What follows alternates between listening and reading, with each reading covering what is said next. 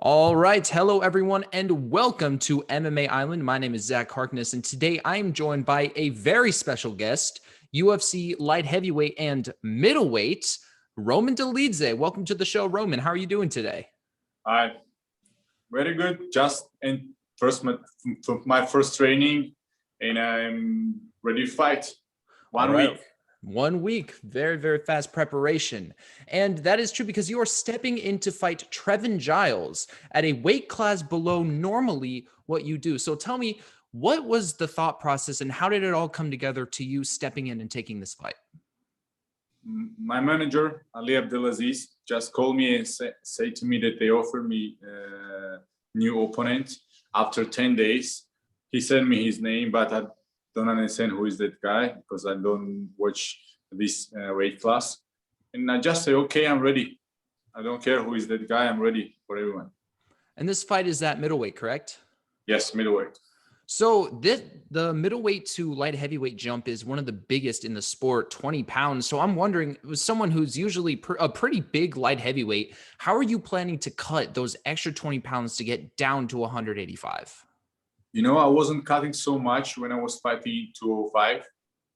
That's why I think it will be not so hard. But of course, I understand that we have just 10 days, but we're professional fighters and I'm ready for that.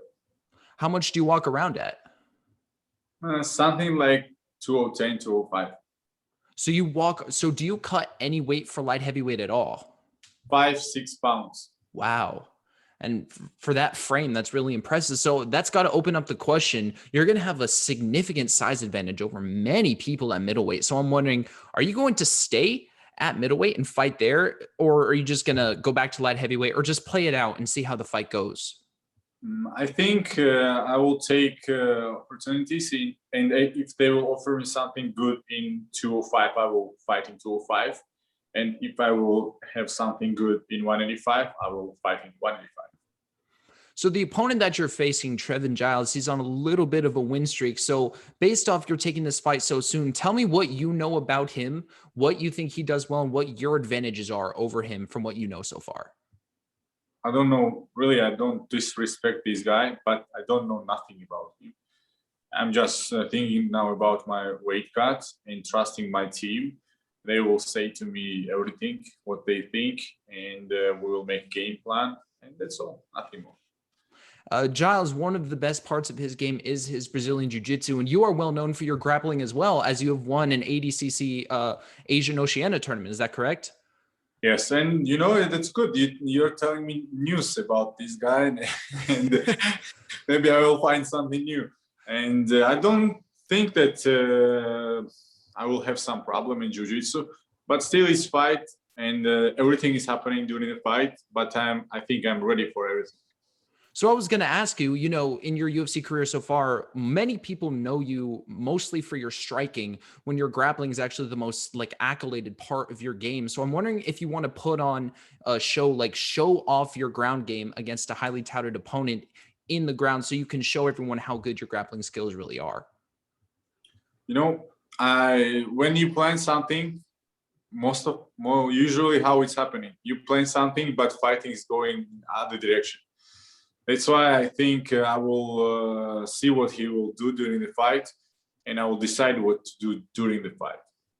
So I want to go back to your last fight, which was on the Hermansson Vittori card, and you fought John Allen. Now, this fight was your very first fight to go to a decision, as you finished every single one of your opponents so far. So in the middle of the fight, your mindset, did you think that you were going to finish him? And how was it to go to your very first MMA decision? I think this guy showed really strong hurt because I think he was hurt really bad because after this fight he had surgery on his knee and he can fight maybe 5 or 6 months. I don't know exactly how much, but he showed he gave me a really tough fight, you know, because I lost a lot of power doing this first round, trying to do this submission in the first round. And it was hard to me after that. And I was feeling really tired. My hands wasn't moving at all. But still, it was a good lesson for me because now I understand that I need to be more smarter with everything what I'm doing, and don't pushing so hard first round. A big part of that fight and the discussion around it after, you see, a lot of people had you winning that fight pretty clearly, but in the moment, the judges called the fight a split decision.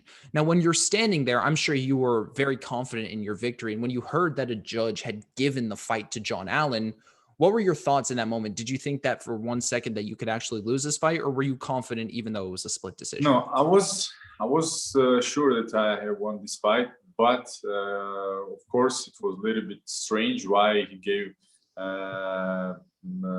he scored this fight like that. But I never try to say nothing bad about judges or something like that, because this is their job.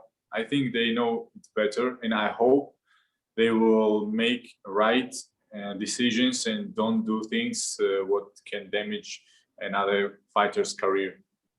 Right. No, I agree. And the thing with moving down, you mentioned your cardio in that fight with the John Allen fight. And a lot of things that happen to fighters when they move down a weight class is that sometimes their cardio and their chin sometimes diminish a little bit. So in this time training so far of what you had, do you think you have any worries that you're going to gas out a little bit at 185? Or do you think that the good parts of moving down, that your power is going to carry down?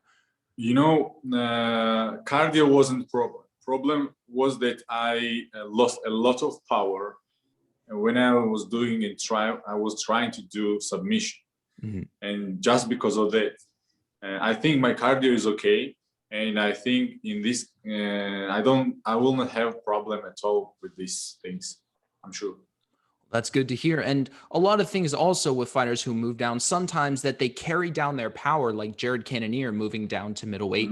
So do you think that you're going to be even more of a knockout threat down at 185 pounds because you will carry down the power from 205? I don't like saying words like this and talking about myself. I think fights will show everything, and just time will show to everyone what can I do or what I can't. Right.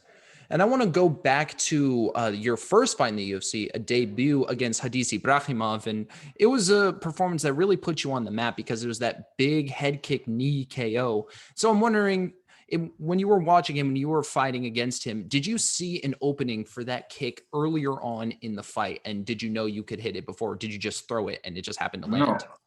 I worked a lot with kicks before this fight, and when someone is saying that they was planning this or things like that, I think that this is just fight, and you are just showing what you learned before.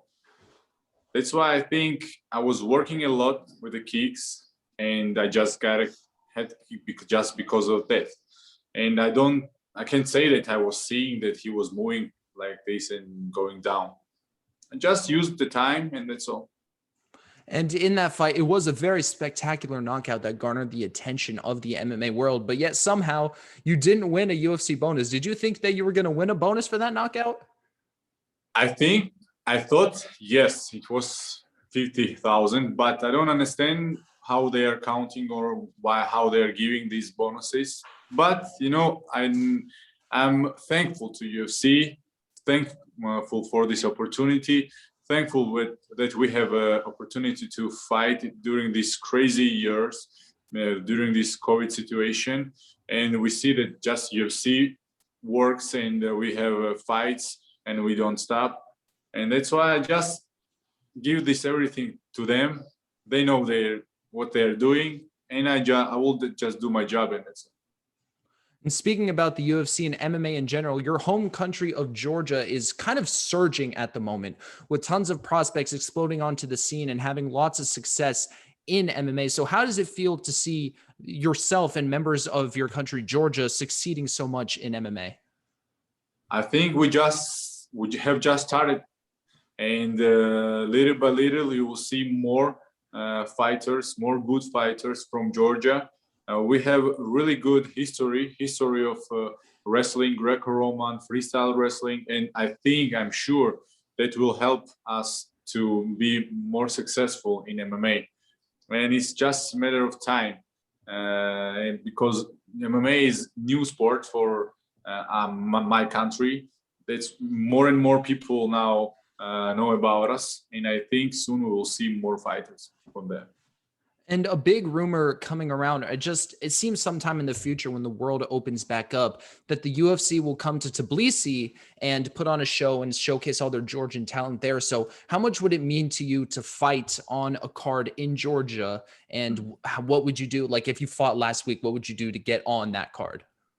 No, everything what I'm doing for my family. I'm doing for my people. I'm doing for my country. Of course, I will be happy if we will have an event in Tbilisi, and I hope one day I will see this and I will fight on this event. Now you're living and training in the United States, and the gym that you're training at is one of the more esteemed gyms in MMA right now in Extreme Couture. So tell me, how is your time training at Extreme Couture? How have you found it? My best manager in the world, Ali Abdelaziz, he offered me and he told me to come to Vegas for training, and of course I listened him. And also he told me where to go, where to train, and like that. I'm really happy that I have such a good fighting family, and together we are doing really big things. And are you at the Performance Center right now, the Performance Institute? Yeah. Yeah, the UFC Relay, it's right there in the background. So it's one of the more state-of-the-art like training facilities in the entire world. So how is it like being there at the Performance Institute and being able to utilize all the state-of-the-art technology? UFC Performance Institute is doing really great job for us. We have everything what fighter can need, and the people who works here, they are very friendly, and they help us, really help us. And I think for us, it's big opportunity to have things like that, and we just can focus on fights, be healthy, and what fighter need to, what do other fighters need? They need just this: focus on fights.